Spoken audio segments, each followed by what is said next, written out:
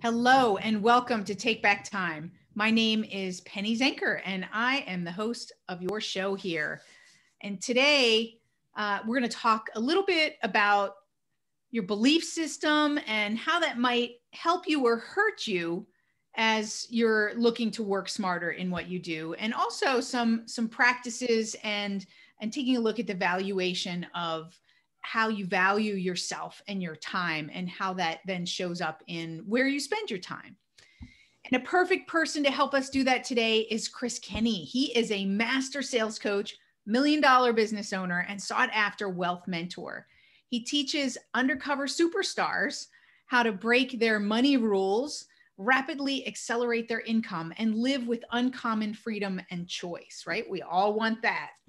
So when he's not coaching his private clients, you can find him speaking on stages around the world, sharing his seven-figure sales secrets with brilliant, talented entrepreneurs such as all of you, so that you can step into your legacy work by shedding the chains of money shame and under earning. So without further ado, Chris, welcome to the show.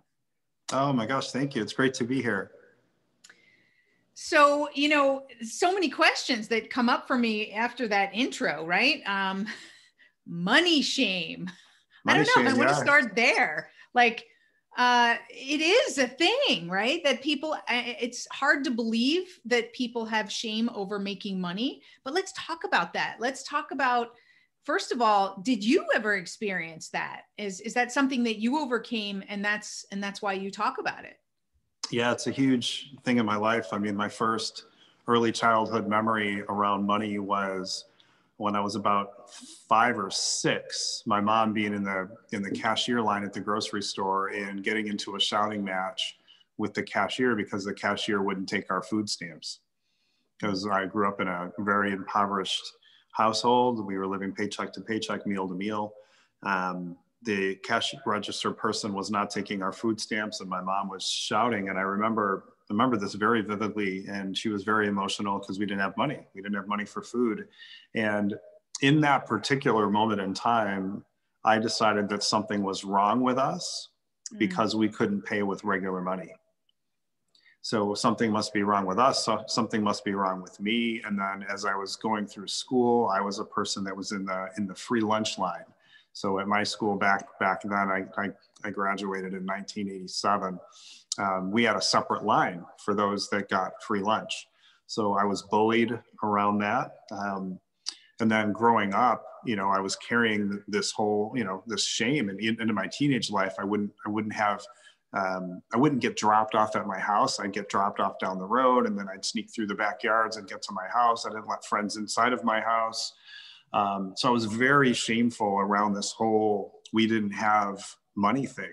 So it's where I grew up. I was also taught that rich people can't be trusted. I was taught that, in order to be quote unquote rich, you have to be dishonest, you have to be manipulative. So to say that, I mean, it's the core of why I do this work is that I don't do it for the money as much as I do it for, I never want people to feel the shame that I felt all the way through my teenage years, all the way up into my early adult life, even into my 30s.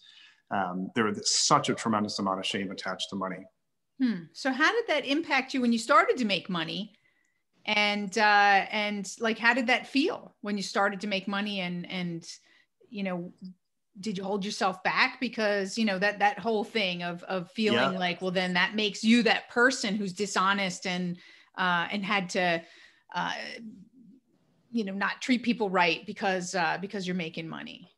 So yes, at first I did. I held myself back a great deal. I was a person that was massively undercharging for his services, massively over delivering for his services to make sure I just didn't want anybody to perceive me as dishonest.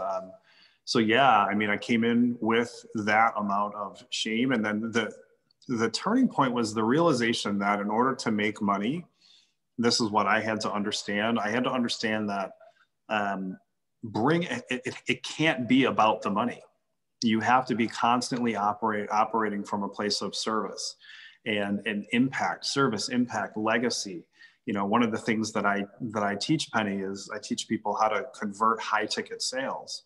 And one of the absolute keys to converting high ticket sales is not having the high ticket sales conversation be about money. You're not there because of the money. You're there because of the transformation that the high ticket program can bring. And you are putting a package in front of the person that will get them from point A to point B in the best way possible. And oftentimes that ends up being a high ticket program, but it absolutely cannot be about the money. So when I started working from a place of impact and a place of legacy and taking myself completely out of these sales conversations, meaning I'm not going to make this sales conversation about me. I'm going to make it about my potential client. I'm going to make it about the impact that this can have on the potential client. That's when things started to really change. It's such an important thing to understand that it can't be about the money. Absolutely. So I just want to stop there for the listeners. What's your relationship with money? I always talk about the relationship with time, that these are relationships that we never really give any attention to, but they're some of the most important relationships in our lives. So, think, for those of you who are listening, what is your relationship with money? Money, people who have money finish that sentence. People, and just to get a heightened awareness as to what your relationship is with money, I think is a huge factor, because a lot of people think that they're okay with it, but they find themselves hitting a ceiling and they keep hitting it. And for whatever reason, get knocked back, whether it's their own business or whether it's in their career, they don't advance past a certain, or they don't, if they're in sales, maybe they hit that sales plateau. So I want you guys to be thinking about that. Yeah, and ask yourself the question, what does money represent to me? What does money represent to me? Because if the issue with this is if money represents safety for you, or if money represents survival to you, and you're in business, that's an issue, because you won't collect the amount of money that you could or should be collecting, because you don't want to take away somebody's survival. You don't want to take away somebody's safety. So that relationship is super important. Like if I'm going, money is what makes me safe, and now I've got to go ask somebody for theirs, I'm afraid that I'm going to be taking away their safety, and I don't want to take away their safety. But what's happening is you're projecting onto your potential clients your beliefs and your relationship to money. Money is simply a tool. And I always tell people this, I think it's important to understand about money, is that money makes you more of what you already are. Money will make you more of what you already are. If you're a bit of a jerk, well, money's going to make you more of a jerk. If you're a really nice, generous person, you will be really generous with your money. And money will make you more generous. It doesn't turn you into something you're not. Right. It makes you more of what you already are. So, so what would you say to the person? So people are starting to think about it, and I think this is fantastic. How do you help people to recognize and get behind that self-confidence? So I hear you say, change the conversation, that it's not about you and it's not about money, it's about impact, transformation, right? Investment, and those types of things. How do you get people, though, to have the confidence to still ask for that? So let's say somebody says, okay, I've changed the conversation, but if they don't feel it inside, right, it's still impacting the conversation. Yeah, let me just share the story of how this happened for me, because I think it's profound, and it is true in terms of how this happens. So say, this conversation of getting the confidence to ask for like the right amount of money, or ask for what you're worth, right? Just even getting to that point of like totally asking for and commanding what you're worth. When I started business back in 2008, and in 2009, I was mentored to raise my rates by 500%. Awesome. That was the experience I had. And I remember I was literally at $399. It was at $399 a month for coaching. And I was being told to raise to $2,500 per month. And it triggered every ounce of lack of worthiness that I had, self-doubt. People will never pay me that. People can't afford that. this person doesn't understand my market. So there was all this stuff that was just coming up. And long story cut short, after 3 months, I was paying this mentor, just by the way, I was paying this mentor $75,000 for 6 months of coaching. And it took me 3 months at that rate to be convinced that I should be charging $2,500 a month. So listen, I mean, a lot of money was coming out of my checking account, a lot of credit card debt, a lot of, but I was really in my head about it. Think about that. It was $10,000. I put down a down payment and then I was paying $10,000 a month to a coach back in 2009. So let me ask you a question about that, because there's something interesting in that dichotomy. So you weren't willing to ask for it, but somewhere along the way, you felt that you were worthy enough to invest in yourself to pay someone else that much. Because most people, the people that, I've talked to and interacted with, it tends to be that if they're not willing to ask for it, they're also not willing to invest in themselves in that nature. So how did you get to that first step? Because that might be something that people are missing is, you had someone who kicked you in the butt and helped you to get there. How did you get to that point? Yeah, I knew it. One of the things that I live by is this universal law, the law of polarity, right? The law of polarity. Here's what polarity says. Law of polarity says everything in the universe has an opposite and it exists at the same time. Everything in the universe has an opposite and it exists at the same time. You can't have left without right. Mm-hmm. Can't have in without out. Nothing's out without having in to compare it to. Can't have hot without cold. I could go on forever with the opposites. Okay. But that also means you can't have problem without also having what? Solution. So what that means is every problem in the universe brings with it the solution, because you can't have one without the other, right?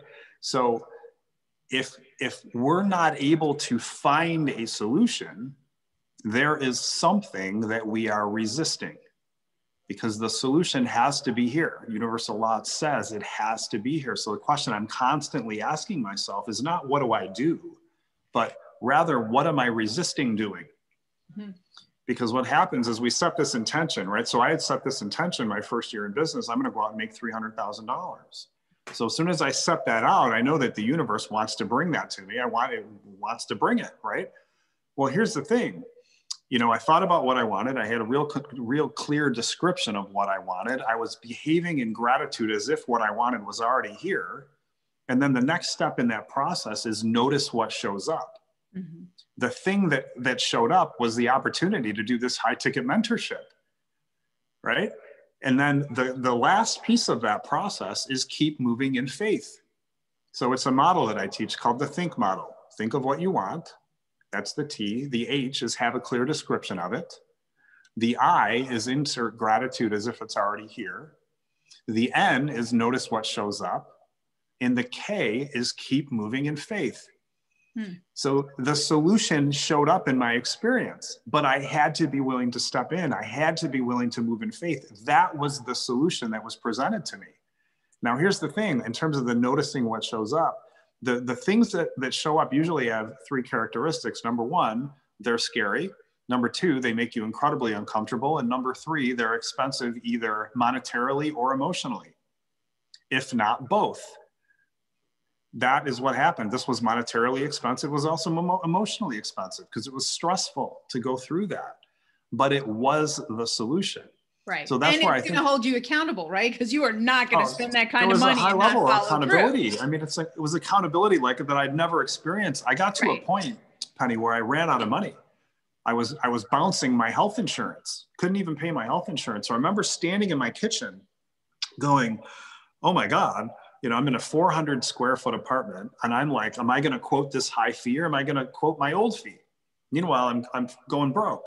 So I spit out Hold on a second. I want to say to everybody who's listening, I don't recommend that you go to rock bottom like this. This is why this is what happened for me though. Right. But I'm just saying to them, like, this is why you're here, is to learn from someone else's trials and tribulations so that you don't have to. So please listen carefully and choose. And not everybody has to, you don't have to hit the bottom. You don't have to like run out of all of your cash.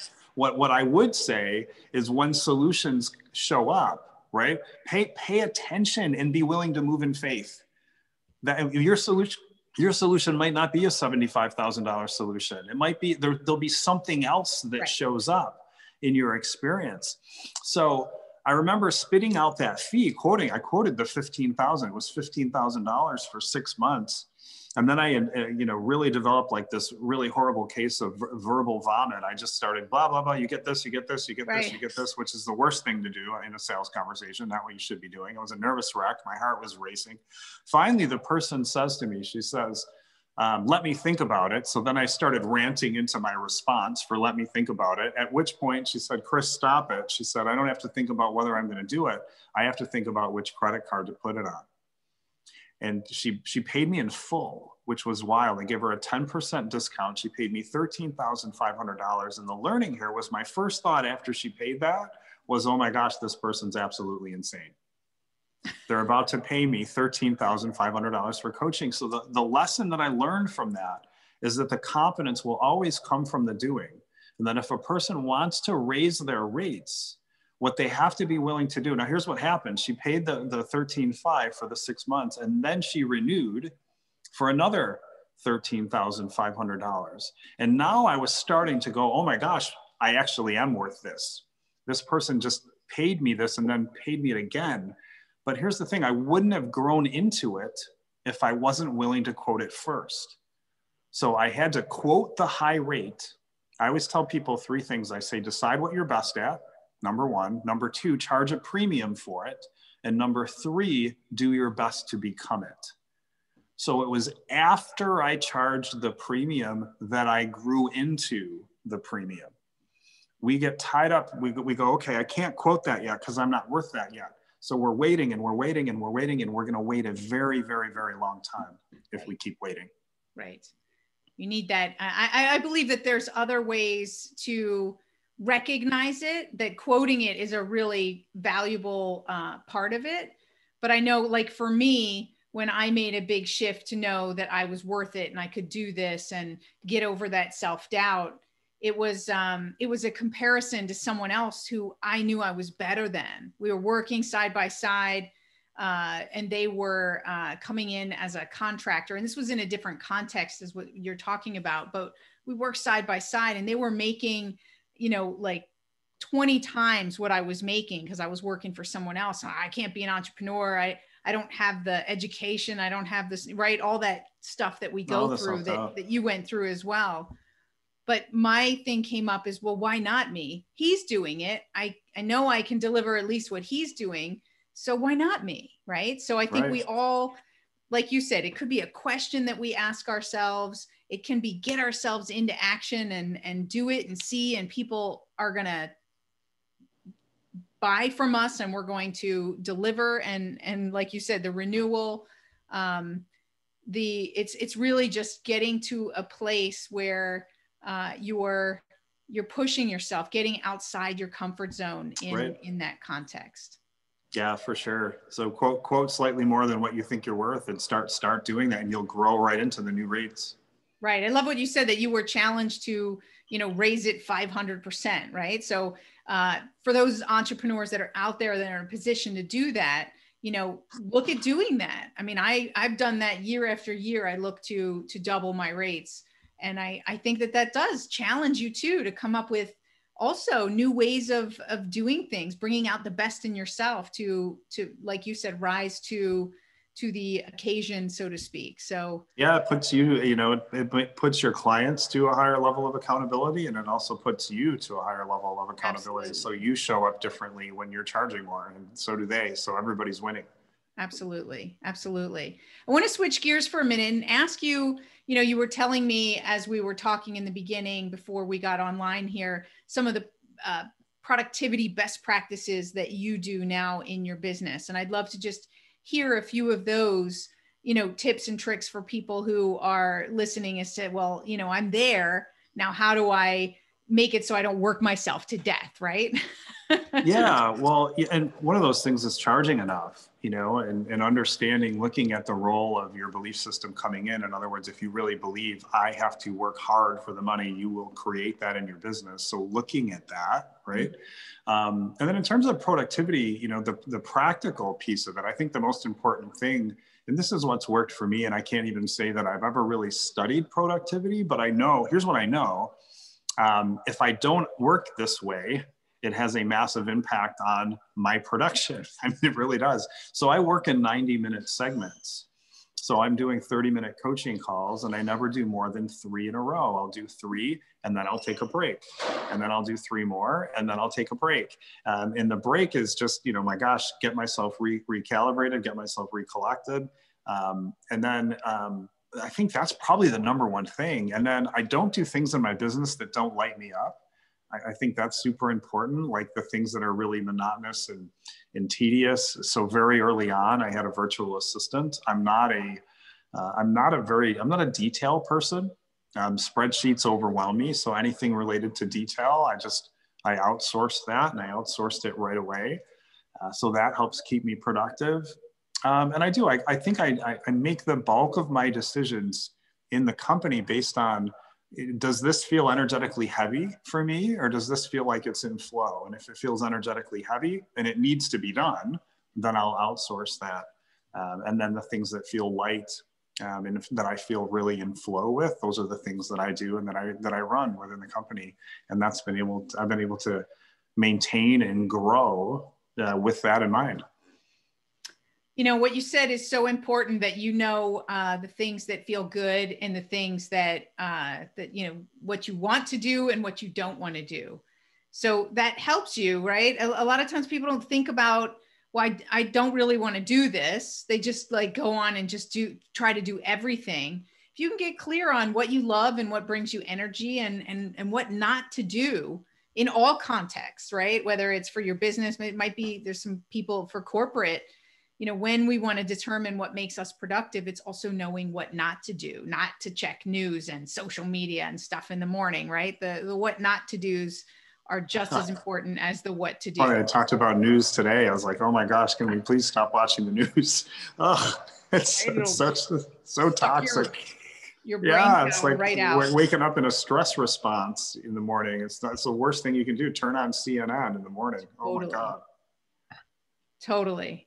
So what, if somebody wiped away your computer, you had to reinstall everything, and outside of your mail and your calendar and the essentials, what's the first app that you would install that helps you to be productive, that supports your day-to-day productivity?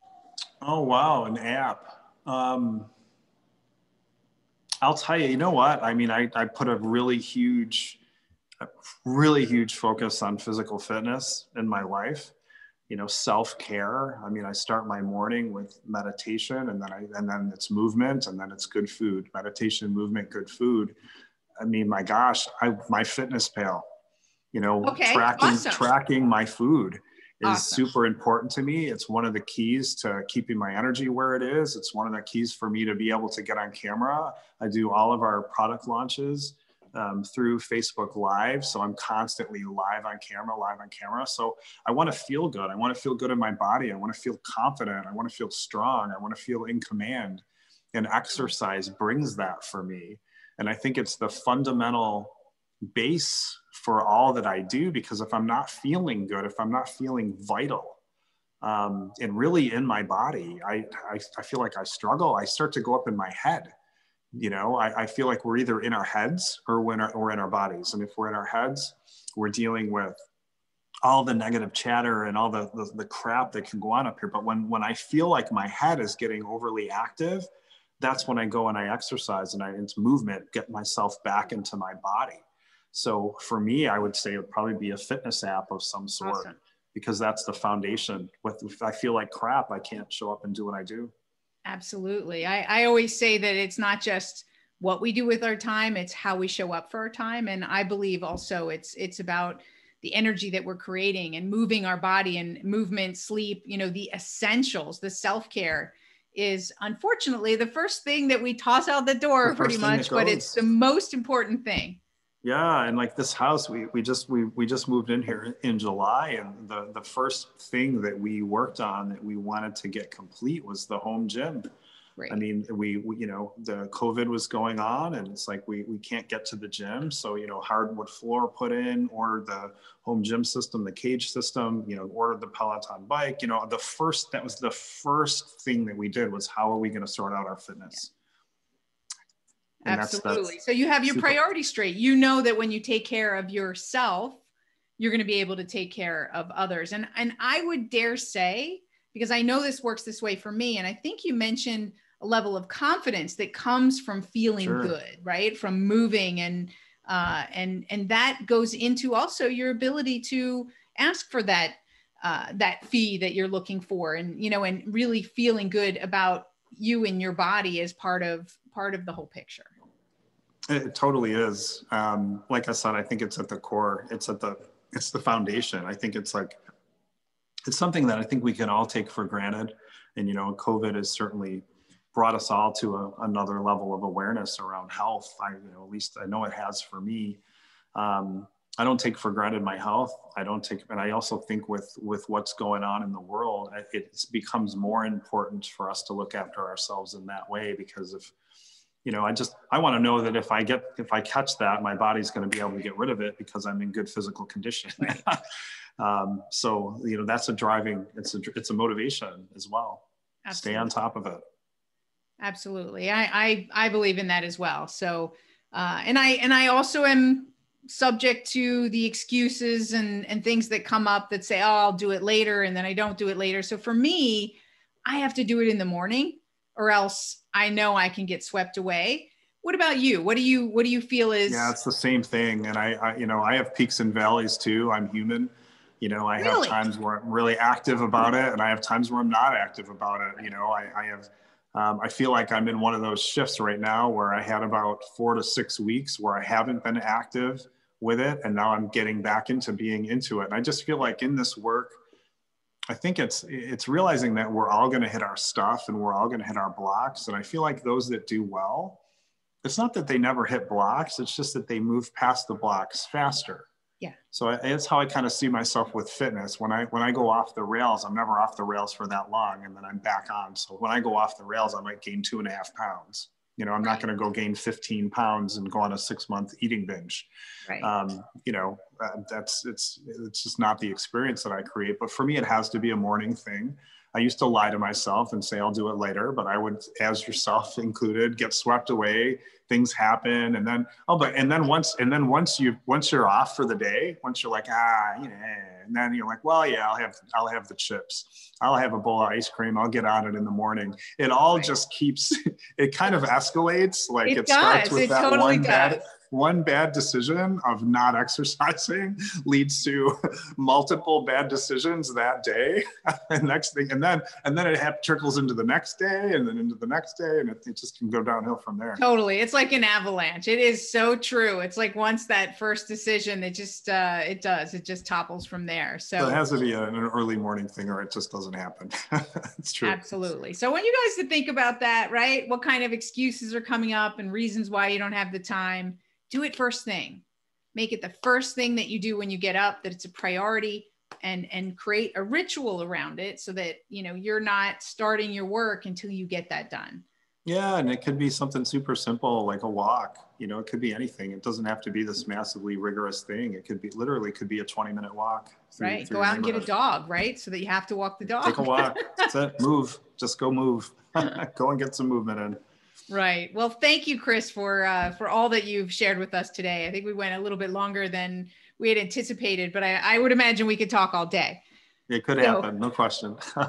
So tell the listeners, where can they find you and, reach out to you and yeah, the easiest place to find me is right inside of the private Facebook group. So I have a private Facebook group. It's called Sales Mastery Inner Circle.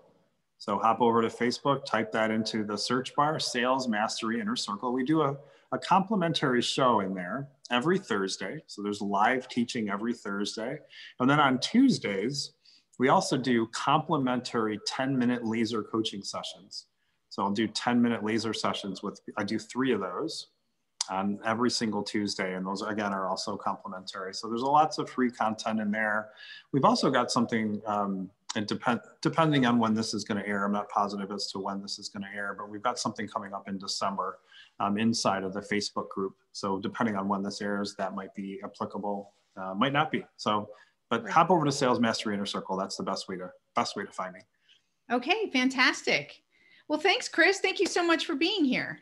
It's a pleasure. Thanks for having me. And thank you all for being here. So today, really, you got to think about your mindset around money, in that relationship around money, and so much more. So, be thinking about, as if you're an entrepreneur, what you're charging. And if you're not an entrepreneur and you're in corporate, it's just as important to look at where you want your career to go and what you're purposefully creating about your belief systems and how that's supporting you or holding you back from moving forward. So you can be thinking about it in both cases, whether you're an entrepreneur or you're in the corporate world.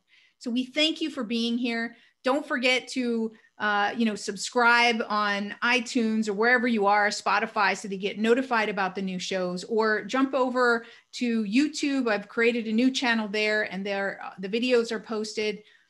My name is Penny Zenker, and so you can look for me too and connect with me on Facebook or LinkedIn or anywhere like that. And I'm your host here of Take Back Time, and I look forward to seeing you in the next episode. Bye, everyone.